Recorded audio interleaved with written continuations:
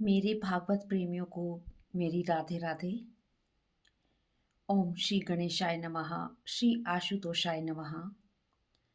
आज हम श्रीमद् भागवत महापुराण सप्ताह कथा एक सदग्रंथ नवम स्कंद का अध्याय 20 से 24 करने जा रहे हैं, जिसके 20वें अध्याय में पुरु के वंश, राजा दुष्यंत और भरत का चरित्र का वर्णन किया गया है। श्री सुखदेव जी कहते हैं, परीक्षित, पुरुवंश में तुम्हारा जन्म हुआ। पुरुवंश में ही रेभ्य के पुत्र दुष्यंत हुए। एक बार सैनिकों के साथ शिकार खेलते हुए राजा दुष्यंत कण्व ऋषि के आश्रम पर जा पहुंचे। वहां एक सुंदरी स्त्री के ऊपर मोहित हो गए। उन्होंने मधुर वाणी में उससे कहा, देवी, तुम कौन हो? मेरी समझ में तुम किसी क्षत्रिय की कन्या हो, क्योंकि पुरुवंशियों का चित्त कभी अधर्म की ओर नहीं झुकता। शकुंतला ने कहा, आपका कहना सत्य है। मैं विश्वामित्र जी की पुत्री हूँ। मेनका अप्सरा ने मुझे वन में छोड़ दिया। इसके साक्षी है मेरा पालन करने वाले महर्षि कण्व। मैं आपकी क्या सेवा करूं? आश्रम में निवार का भात है। आपकी इच्छा हो तो भोजन कीजिए और जचे तो यहाँ ठहरिए। इस प्रकार शकुंतला की सहमति पाकर दुष्यंत ने गांधर्व विधि से उसके साथ विवाह किया। रात्रि में वहां उसके साथ सहवास किया। प्रातःकाल वे अपनी राजधानी चले गए। समय पर शकुंतला को एक पुत्र हुआ। महर्षि कण्व ने राजकुमार के जात कर्म आदि संस्कार किए। वह बालक बचपन में ही सिंह के साथ खेला करता था। वह भगवान का अंश अवतार था। उसे लेकर शकुंतला अपने पति के पास गई। दुष्यंत ने उसे स्वीकार नहीं किया। उसी समय आकाशवाणी हुई, दुष्यंत, यह तुम्हारा ही पुत्र है। शकुंतला का तिरस्कार न करो, अपने पुत्र का भरण पोषण करो। दुष्यंत ने स्वीकार कर लिया। उसकी मृत्यु होने के बाद वह बालक ही सम्राट हुआ। उसका नाम भरत हुआ। उसकी महिमा का गान आज भी पृथ्वी पर किया जाता है। भरत ने ममता के पुत्र दीर्घतमा मुनि को पुरोहित बनाकर गंगा तट पर गंगा सागर से लेकर गंगोत्री पर्यंत 55 अश्वमेध यज्ञ किए। इस प्रकार यमुना तट पर प्रयाग से यमुनोत्री पर्यंत 78 अश्वमेध यज्ञ किए। इस प्रकार भरत ने 133 यज्ञ करके समस्त राजाओं को आश्चर्य में डाल दिया। इन यज्ञों द्वारा इस लोक में तो उन्हें परम यश प्राप्त हुआ ही, अंत में उन्होंने माया पर भी विजय प्राप्त की और भगवान श्री हरि को प्राप्त कर लिया। यज्ञ में मशनर कर्म में भरत ने सुवर्ण से विभूषित श्वेत दांत वाले तथा काले रंग के 14 हाथी दान में दिए। उन्होंने ब्राह्मण द्रोही संपूर्ण राजाओं को मार डाला। असुरों द्वारा रसातल में ले जाई गई देवांगनाओं को वे वापस स्वर्ग में ले आए। भरत ने 27,000 वर्ष तक एक छत्र शासन किया। विदर्भ राज की 3 कन्याएं भरत की पत्नियां थीं। उनके पुत्रों को उन्होंने सम्राट पद के योग्य ही माना। स्वयं के त्याग के भय से उन्होंने अपने बच्चों को मार डाला। इस प्रकार उनका वंश वितत विच्छिन्न हो गया। तब उन्होंने संताप के लिए मरुत्स्तोम यज्ञ किया। मरुदगणों ने प्रसन्न होकर भरत को भरद्वाज नामक पुत्र दिया। एक बार बृहस्पति जी ने अपने भाई उतथ्य की गर्भवती पत्नी ममता से मैथुन करना चाहा। गर्भस्थ बालक ने मना किया। बृहस्पति जी ने उसे शाप दिया, तू अंधा हो जा, और बलपूर्वक उन्होंने गर्भाधान कर दिया। पति के त्याग के भय से ममता ने बृहस्पति के द्वारा होने वाले शिशु को त्याग देना चाहा। उस समय देवताओं ने गर्भस्थ शिशु के नाम का निर्वचन करते हुए कहा। बृहस्पति जी कहते हैं, यह मेरा औरस और मेरे भाई का क्षित्रज्य, इस प्रकार दोनों का पुत्र द्वाज है, अतः तू इन दोनों का भरण पोषण कर। ममता ने कहा, यह मेरे पति का नहीं, हम दोनों का है, अर्थात तुम ही इसका भरण पोषण करो। इस प्रकार विवाद करते हुए दोनों ही उसे छोड़कर चले गए। अतः इस बालक का नाम भरद्वाज हुआ। श्री सुखदेव जी कहते हैं, राजन, यद्यपि देवताओं ने इस नाम का निर्वचन किया और फिर भी उतथ्य की पत्नी ममता ने अन्याय से उत्पन्न हुए उस पुत्र को छोड़ देना ही श्रेयकर माना और बच्चे का त्याग कर दिया। इसी बालक का मरुद गणों ने पालन किया और जब राजा भरत का वंश नष्ट होने लगा तब इसे लाकर उनको दे दिया। यही वितत अर्थात भरद्वाज भरत का दत्तक पुत्र हुआ। इस प्रकार नवम स्कंद का 20 अध्याय अर्थात 20वां अध्याय समाप्त हुआ। ओम नमो भगवते वासुदेवाय नमः। अध्याय 21 भरत वंश का वर्णन, राजा रंती देव की कथा। श्री सुखदेव जी कहते हैं, परीक्षित, भरद्वाज का पुत्र था मन्नु। मन्यु के 5 पुत्र हुए, वृत्त, शत्र, जय, महावीर्य, नर और गर्ग। नर का पुत्र संकृति था। संकृति के 2 पुत्र हुए, गुरु और रंती देव।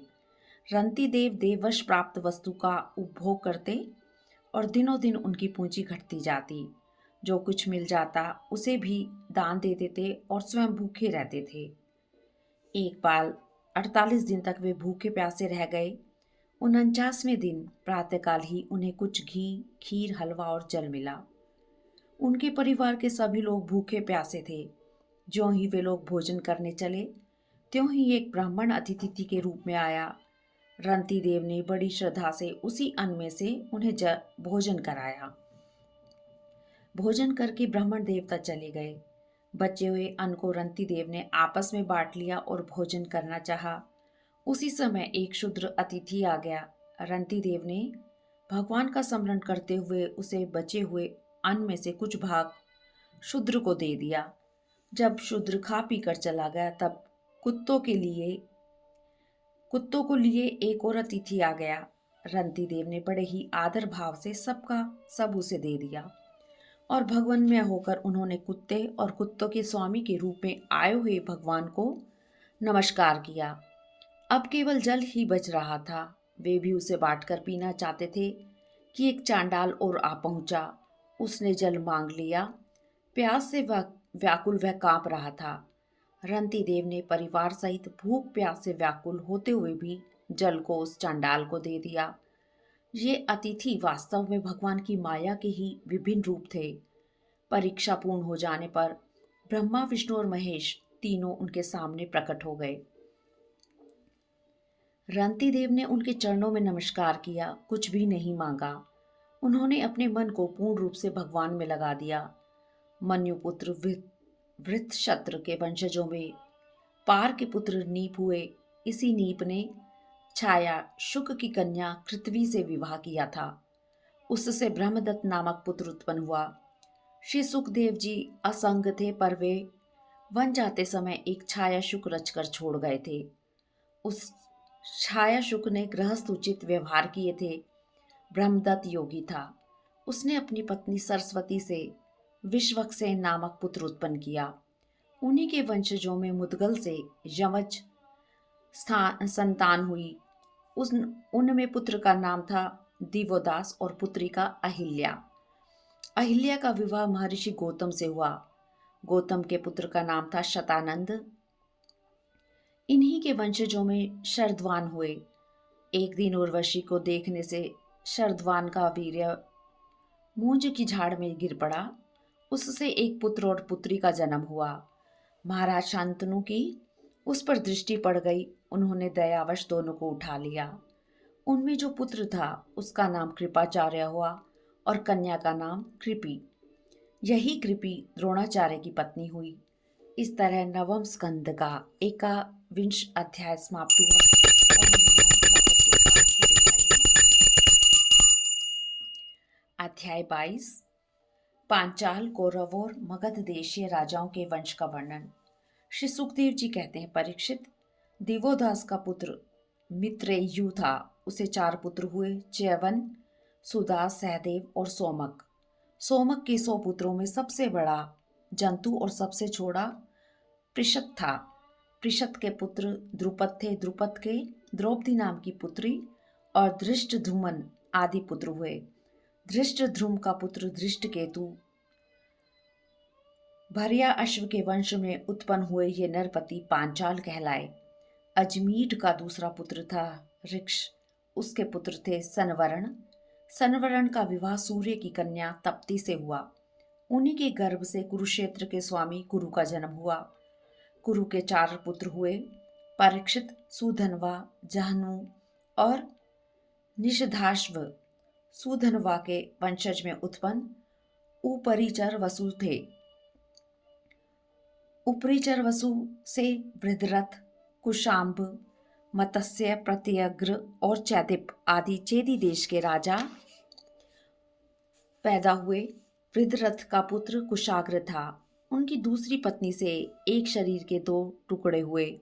उन्हें माता ने बाहर फेंक दिया और जरा नाम की राक्षसी ने जियो जियो कहकर उन दोनों टुकड़ों को जोड़ दिया।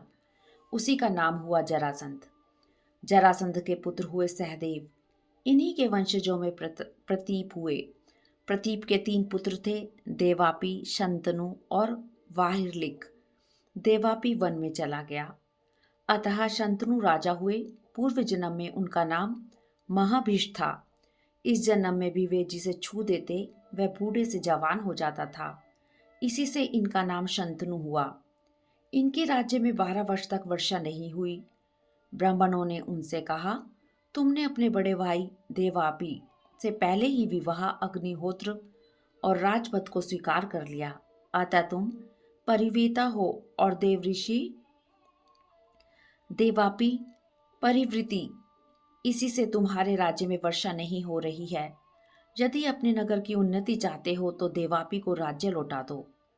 शंतनु ने वन में जाकर देवापी से राज्य स्वीकार करने के लिए कहा, किंतु शंतनु के मंत्री अश्मरात ने पहले से ही उनके पास कुछ ऐसे ब्राह्मण भेज दिए जो वेद मार्ग से उन्हें विचलित कर चुके थे। परिणाम स्वरूप देवापी वेद मार्ग की निंदा करते हुए राजपद स्वीकार नहीं किया। तब शंतनु के राज्य में वर्षा हुई। देवापी आज भी कलाप ग्राम में योग साधना कर रहे हैं। कलयुग में चंद्रवंश के नाश हो जाने पर सतयुग के प्रारंभ में वे पुनः उसकी स्थापना करेंगे। वाहिरलिक का पुत्र हुआ सोमदत्त। सोमदत्त के 3 पुत्र हुए, भूरी, भूरिश्रवा और शल। शंतनु के द्वारा गंगा जी के गर्भ से भीष्म का जन्म हुआ। उपरिचर वसु के वीर्य से गर्भ, मछली के गर्भ से सत्यवती का जन्म हुआ। दासों अर्थात केवटों ने उसका पालन किया, जिससे वह दास राजकन्या भी कहलाई। शंतनु ने सत्यवती के गर्भ से 2 पुत्र उत्पन्न किए, चित्रांगद और विचित्र वीर्य। चित्रांगद को चित्रांगद नामक गंधर्व ने मार डाला। दास राजकन्या सत्यवती से पराशर ऋषि ने मेरे पिता श्री कृष्ण द्वैपायन श्री व्यास जी को जन्म दिया। वे भगवान के कला अवतार हैं। शंतनु के दूसरे पुत्र विचित्र वीर्य ने काशीराज की कन्या अंबिका और अंबालिका से विवाह किया। उन दोनों को भीष्म जी स्वयंवर से बलपूर्वक ले आए थे। स्त्रियों की आसक्ति से विचित्र वीर्य राज्य क्षमा का रोगी होकर मृत्यु को प्राप्त हो गया। माता सत्यवती के कहने से भगवान व्यास जी ने अपने संतानहीन भाई की स्त्रियों से धृतराष्ट्र और पांडु 2 पुत्र उत्पन्न किए। उनकी दासी से तीसरे पुत्र विदुर जी हुए। धृतराष्ट्र की पत्नी गांधारी के गर्भ से 100 पुत्र हुए। सबसे बड़ा था दुर्योधन। कन्या का नाम था दुशाला। पांडु की पत्नी कुंती थी। शापवश पांडु स्त्री सहवास नहीं कर सकते थे, अतः कुंती के गर्भ से धर्म, वायु और इंद्र द्वारा क्रमशः युधिष्ठिर, भीमसेन और अर्जुन 3 पुत्र हुए। पांडु की दूसरी पत्नी थी माद्री। दोनों अश्विनी कुमारों के द्वारा उसके गर्भ से नकुल और सहदेव का जन्म हुआ। इन 5 पांडवों द्वारा द्रौपदी के गर्भ से तुम्हारे 5 चाचा उत्पन्न हुए। इनके सिवा युधिष्ठिर के पौरवी नाम की पत्नी से देवक और भीमसेन के हिडिंबा नामक राक्षसी से घटोत्कच और काली से सर्वगत नाम के पुत्र हुए। सहदेव की पर्वत कुमारी विजया से सुहोत्र और नकुल के करेणुमति से निर्मित्र हुआ। अर्जुन द्वारा नाग कन्या उल्लूपी से इरावान और मणिपुर नरेश की कन्या से प्रभुवाहन का जन्म हुआ। प्रभुवाहन अपने नाना का ही पुत्र हुआ, क्योंकि पहले से ही यह बात तय हो चुकी थी। अर्जुन की सुभद्रा नाम की पत्नी से तुम्हारे पिता अभिमन्यु की उत्पत्ति हुई थी। अभिमन्यु के द्वारा उत्तरा के गर्भ से तुम्हारी उत्पत्ति हुई। अश्वत्थामा के ब्रह्मास्त्र से भगवान श्री कृष्ण ने तुम्हें बचा लिया था। तुम्हारे पुत्र तो सामने ही बैठे हैं, जन्मेजय, श्रुतसेन, भीमसेन और उग्रसेन। तुम्हारे वंशजों में अंतिम राजा शेमक होगा। कलयुग में राजा शेमक के साथ ही यह वंश समाप्त हो जाएगा। मगध देश का राजा जरासंध के वंशजों में सुबल होगा। सुबल का पुत्र सुनी था। सुनीत का सत्यजित, सत्यजित का विश्वजीत और विश्वजीत का रिपुंजय होगा। ये सब वृद्धरथ वंश के राजा होंगे। 1000 वर्ष के भीतर ही यह वंश भी समाप्त हो जाएगा। इस तरह नवम स्कंद का 22वां अध्याय समाप्त हुआ।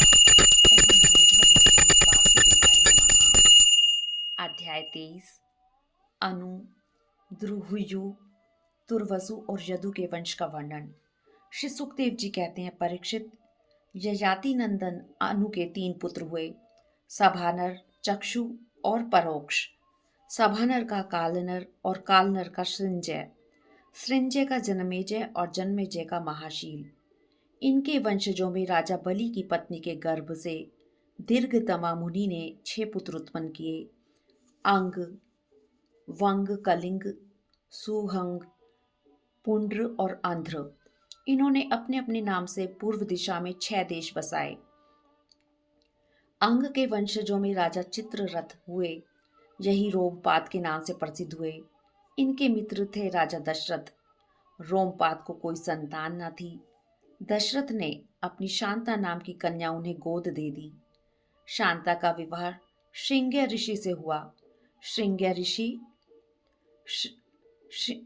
ऋष्य श्रृंग विभांडक ऋषि के द्वारा हरिणी के गर्भ से उत्पन्न हुए थे। एक बार राजा रोमपाद के राज्य में बहुत दिनों तक वर्षा नहीं हुई। श्रृंग्य ऋंग के आने से वहां वर्षा हो गई। उन्होंने ही इंद्र देवता का यज्ञ कराया, तब राजा को पुत्र हुआ। दशरथ जी ने भी उन्हीं के प्रतन से 4 पुत्र प्राप्त किए। रोमपाद का पुत्र था चतुर्रंग। चतुर्रंग के वंशजों में राजा अधिरथ हुए। अधिरथ का कोई संतान नहीं थी। एक दिन गंगा जी में बहती हुई एक पिटारी में उसने एक शिशु देखा। वह कर्ण था। कुंती ने कन्या अवस्था में उत्पन्न होने के कारण उसे बहा दिया था।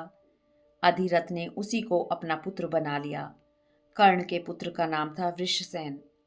ययाति के पुत्र दुर्हुयु से प्रभु का जन्म हुआ। बभ्रू से के वंशजों में प्रचेता हुए। प्रचेता के 100 पुत्र हुए। ये उत्तर दिशा में मलेच्छों के राजा हुए। ययाति के पुत्र तुर्वसु का पुत्र हुआ वरहिन। वरहिन के वंशजों में मरुत हुए। संतानहीन होने के कारण पूर्ववंशी दुष्यंत को अपना पुत्र उन्होंने बना लिया, किंतु राज्य की कामना से दुष्यंत अपने ही वंश में लौट आए। यदु का वंश परम पवित्र एवं श्रोता के पापों का नाशक है। भगवान श्री कृष्ण ने मनुष्य के रूप में इसी वंश में अवतार लिया था। यदु के 4 पुत्र थे, सहस्त्रजीत, क्रोष्टा, नल और रिपु। सहस्त्रजीत के वंशजों में कृतवीर्य का पुत्र सहस्त्रबाहु अर्जुन 7 द्वीपों का एक छत्र सम्राट हुआ। उसके हजारों पुत्रों में से केवल 5 ही जीवित रहे। शेष सब परशुराम जी की क्रोधाग्नि में भस्म हो गए। बचे हुए पुत्रों के नाम थे जयध्वज, शूरसेन, वृषभ, मधु और उर्जित। जयध्वज के वंशजों में मधु हुआ। मधु के 100 पुत्र थे। उनमें सबसे बड़ा वृष्णि था। इन्हीं मधु, वृष्णि और यदु के कारण यह वंश माधव, वार्ष्णेय और यादव नाम से प्रसिद्ध हुआ। यदुनंदन क्रोष्टु के वंशजों में चित्ररथ के पुत्र शशबिंदु हुए। वे 14 रत्नों, हाथी, घोड़ा, रथ, स्त्री, बाण, खजाना, माला, व्रज, वस्त्र, शक्ति, पाश, मणि, छत्र और विमान के स्वामी परम योगी चक्रवर्ती और युद्ध में अजेय थे। उनके 10,000 पत्नियां थीं। उनमें से एक एक को लाख लाख संतान हुई थी। इस प्रकार उनके 100 करोड़ 1 अरब संतान हुई। उनमें पृथुश्रवा आदि 6 पुत्र प्रधान थे। पृथुश्रवा के वंशजों में जयामग हुए। उनकी पत्नी शैव्या थी, उसे कोई संतान न थी। एक बार उसने शत्रु की कन्या भोज्या का हरण कर लिया। पति के रथ पर बैठी भोज्या को देखकर शैव्या ने चिढ़कर कहा, कपटी, मेरे बैठने की जगह पर किसे बिठाकर ले जा रहे हो? जयामग ने कहा, यह तो तुम्हारी पुत्र वधू है। शैव्या ने मुस्कुराते हुए कहा, मैं तो जन्म से ही बांझ हूं और मेरे कोई सोत भी नहीं, फिर मेरी यह पुत्र वधू कैसे हो सकती है? जयामग ने कहा, रानी, तुमको जो पुत्र होगा उसकी यह पत्नी बनेगी।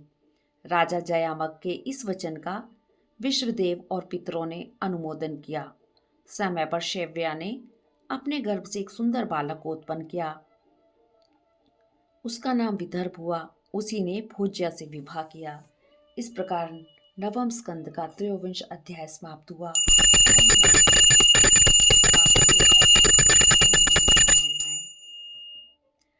नवम स्कंद का यह अंतिम अध्याय है, अध्याय 24, विदर्भ के वंश का वर्णन।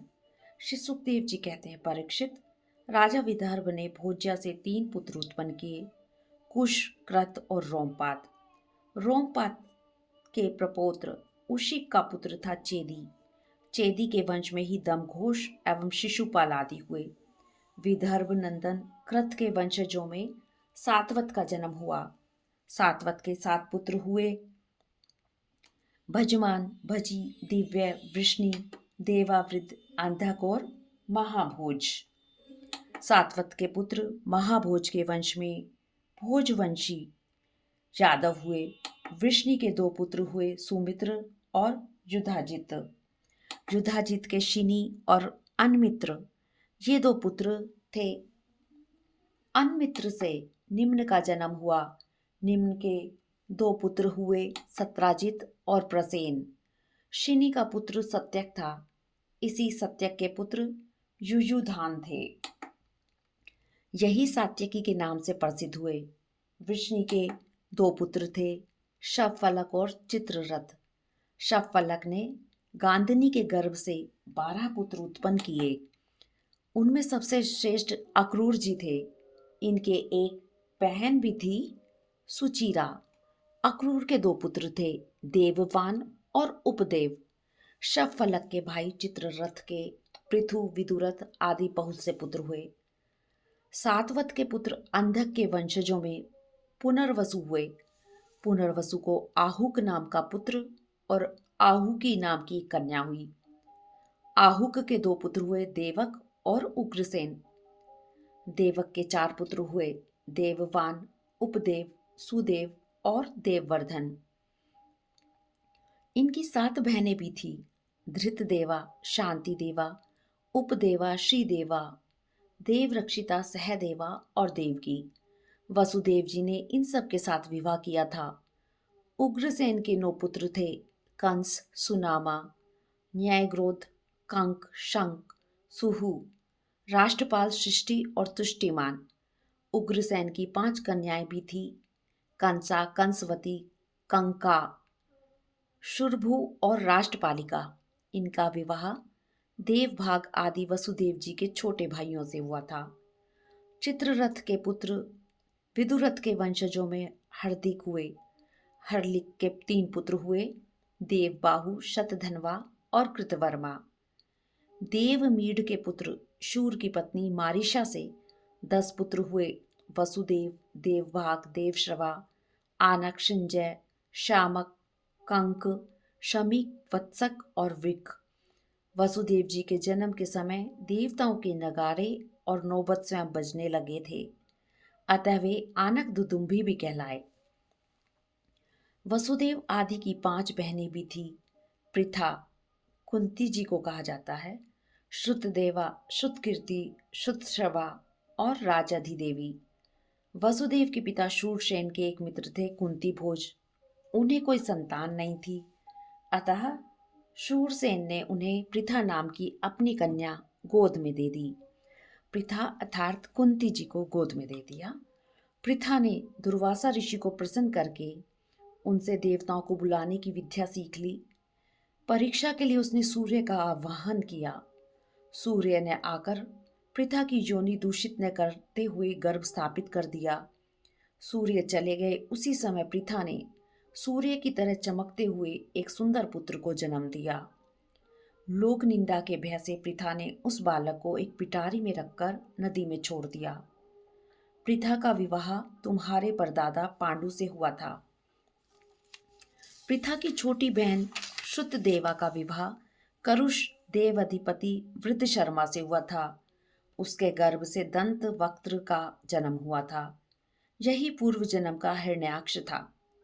श्रुतकीर्ति से कैकय देश अधिपति धृष्टकेतु ने विवाह किया था।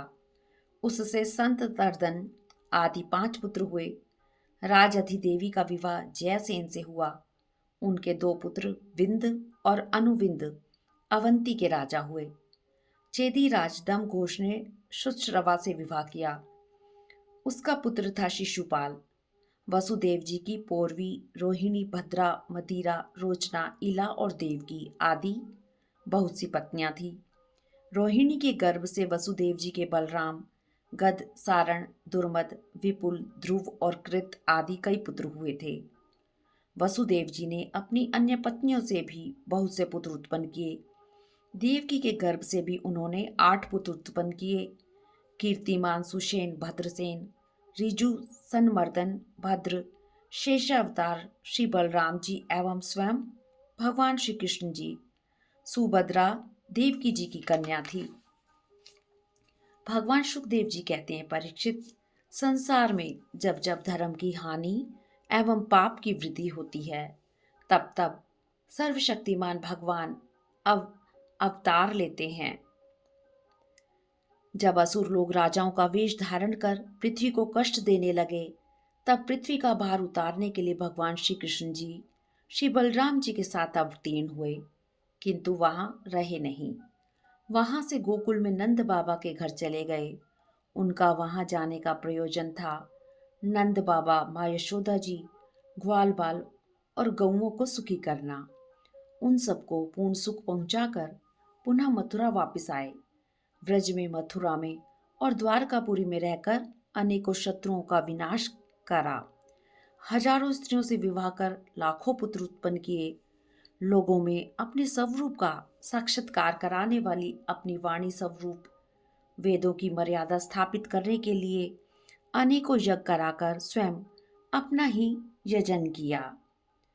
कौरव और पांडवों के बीच उत्पन्न हुए कलह से श्री भगवान ने पृथ्वी का बहुत सा भार हल्का कर दिया और युद्ध में अपनी दृष्टि से ही राजाओं की सेनाओं को ध्वंस करके जगत में अर्जुन की जीत को प्रचारित करवा दिया।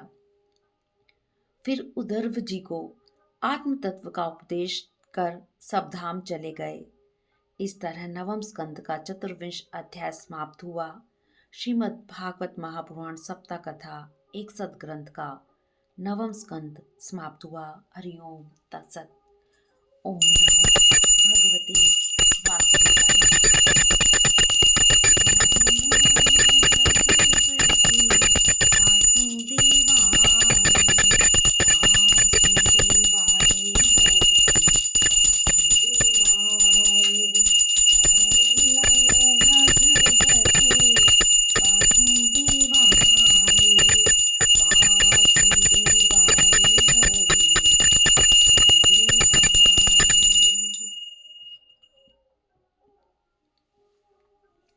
श्रीमद् भागवत महापुराण सप्ताह कथा एक सदग्रंथ में अगली वीडियो हम 10वें स्कंद से शुरू करेंगे, जिसमें पुराण का 8वां लक्षण निरोध और दुष्ट राजाओं के संहार का वर्णन किया जाएगा। भगवान के द्वारा पृथ्वी को आश्वासन दिया जाएगा। वसुदेव देवकी का विवाह और कंस के द्वारा देवकी के 6 पुत्रों का हत्या और उनकी लीलाओं का वर्णन हम 10वें स्कंद में करेंगे। तब तक मेरी सभी प्रिय भक्तों को राधे राधे, राधे राधे। हरिओम तत्सत, हरिओम तत्सत।